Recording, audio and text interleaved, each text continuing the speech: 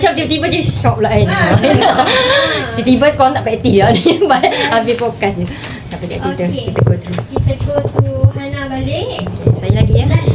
Penat dia orang dengar saya cakap. Okay. Soalan last untuk Hana.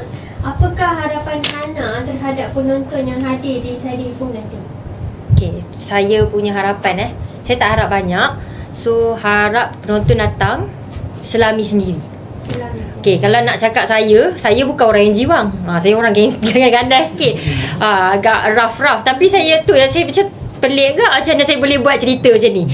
Sebab tu saya cakap, saya mengarah sahaja. Saya nak apa yang saya nak. Tapi yang menjadikan watak tu mereka. Ya.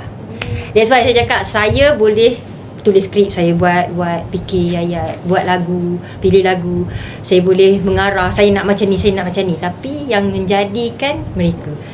So saya harap penonton dapat terima dengan hati yang terbuka, faham diorang punya, orang cakap diorang punya permasalahan, diorang punya keadaan, situation diorang sendiri, diorang rasa dekat pentas cerita teater indie.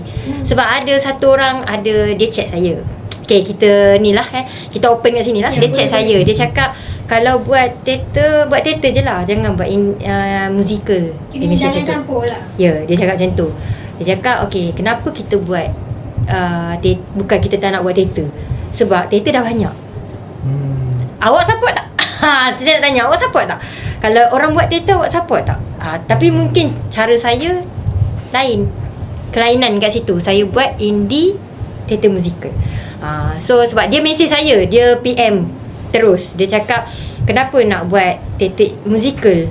Kalau teater tu teater lah, dia cakap macam tu. Dia macam agak rough lah macam agak rude kat situ. So macam saya cakap kat dia, okay, saya tak balas. So saya cakap kat sini, so kenapa saya buat teater ini musical? Sebab ini teater saya yang nak menghidupkan cerita ni. So kalau awak nak tengok teater, awak boleh pergi tengok teater yang banyak. Sekarang kan banyak kan. Tapi ada orang support tak? Susah kan nak cakap. Sebab kebanyakan orang teater memang tak akan support.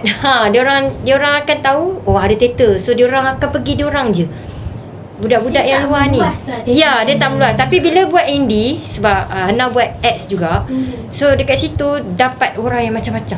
That's why kenapa Hana tak into budak teater saja untuk datang teater ni. So Hana nak orang-orang daripada luar-luar datang. So harapan Hana satu je, datang Insider Ipoh dengan hati yang terbuka, terima je. Orang cakap boleh je nak komplain, tak ada masalah, kita terima je komplain. Cuma apa yang kita pentaskan tu, itu yang kita nak bagi tahu dekat penonton. Sebab kita tak boleh tunjuk kat korang tak datang tengok kita orang punya gig dekat studio. So kita orang tak boleh tunjuk kat situ. So kalau korang nak cakap ni apa benda siut kan, kalau Hana lah diberi peluang untuk buat teater underground, budak underground tu sekarang, rasanya aku kena kecam. Sebab orang tak faham apa benda ni. So dekat situ Hana nak diorang faham sendiri, datang, faham diri, bawa hati yang terbuka, support kita. Orang cakap apa yang kita buat, support each other. So macam tak nak condemn, judge. Sebab sekarang ni banyak cyberbully. I know netizen suka menghukum. Betul. I know that.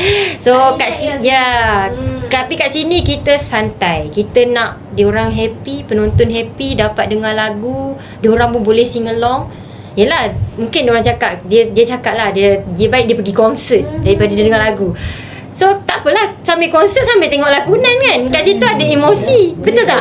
Ya, 3-in-1. So diorang dapat nyanyian, diorang dapat emosi, tarian lagi kan, lakonan lagi. So dekat situ macam orang yang tak pernah tengok pun diorang jadi berminat nak tengok yang tarian, lakonan. Kat situ tengok tu MC kita sendiri. So kat situ saya dah menjawab persoalan awak dan harap awak faham lah So kat sini kita bentangkan semua ada, semua elemen ada. So kita tak nak fokus pada one, sebab kalau saya fokus pada one, benda tu common.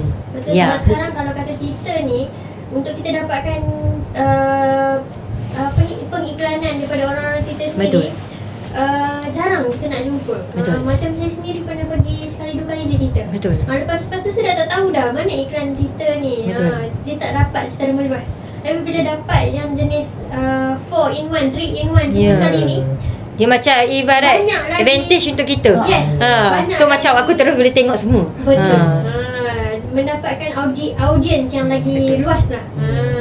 Jadi orang yang tak dapat pengalaman tengok teater pun dapat. Sambil layan lagu, sambil tengok tarian. Okey.